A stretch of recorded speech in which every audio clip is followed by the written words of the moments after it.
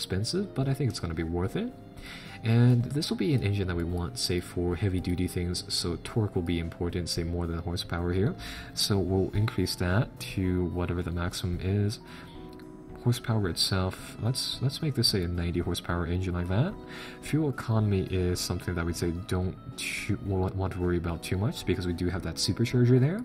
We're going to go to technology, we're going to increase material quality, and to an extent component quality there. Tech and manufacturing techniques we're going to bump up slightly because in the end, I mean, come to think about it, we're going to be producing these in either London or New York, places with very high manufacturing requirements or technologies, so we should be fine with having a car that only requires very high technological places like that. So we'll do that, and yeah, we'll do this, and we will go for design focus now. Put a small amount of performance, a big one on dependability right now, and this will be, say, a solid type of thing. Right, so we'll build that, we'll send that off to be built. We'll build one more, we'll build another advanced engine, and as you can see here, I mean, even despite the fact that it's sort of an advanced sort of building type of thing, it's still a pretty, say, fast sort of thing to do. And we're going to call this Kenya because it's going to be small, and it's going to be, I don't know, pretty fast. I don't even know why we're calling it Kenya, it's just the name that the game picked, I suppose. But we're going to be building this engine here for the mouse chassis now, and really we're just going to sort of press forward like this, really. Right, so we're going to give people, say, lots of room, lots of width to design this engine, and let's bump this to 24 and whatever stats it really wanted here. So let's see, we'll bump it like this, and we'll try to make it so that the width increases and the length stays roughly the same. And we want to see, say, how much we can get out of this one. So this will be a bit of a lighter sort of engine for, say, some of the other cars. It's going to be high revolutions, high things like that. And again, say, a bump on material, component, and manufacturing tech. And a focus on, say, a pet. We're going to really sort of buff up these stats like that. This will be a really reliable engine. So we'll build it like that. And for gearbox, I think we'll just go with I'm gonna go with actually, say, a generic type of thing here.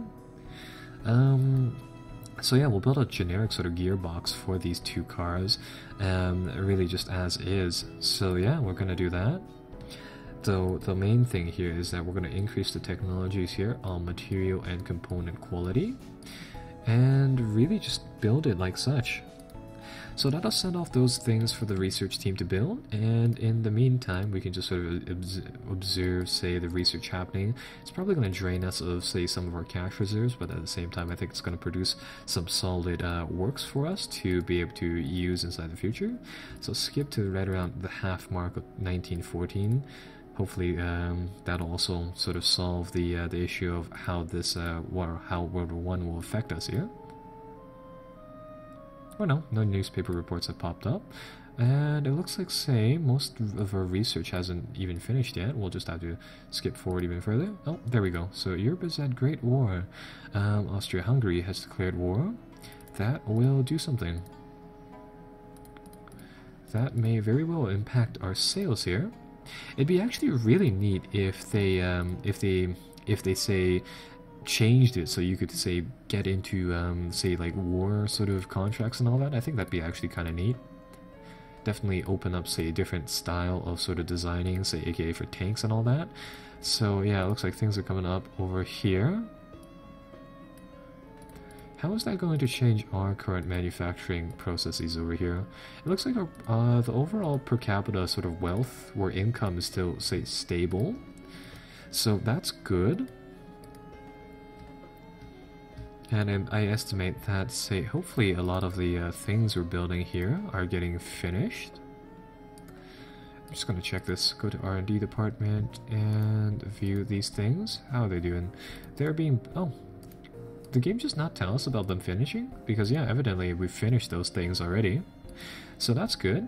And now we can just sort of combine them to make one vehicle now, so that'll be really sort of that. Right, so now that we have all these things, let's go back to office and reports here, and body style demands, and we want to check this again. So I think we already have, say, a decent coupe, but we could definitely build another one. I want to build, say, some micro cars, some compact cars with the whole mini sort of setup that we have there, and I think we'll build some above average, say, we'll make another sedan type, just sort of for now, I suppose. We'll upgrade our sedans. So yeah, we'll do that. Right, so I think we'll save that for next episode actually, and we'll just sort of stop it right here. So I'll see you guys then, and we'll really just get back to the game next episode. So, you know, be sure to like and subscribe as always if you have already not done so.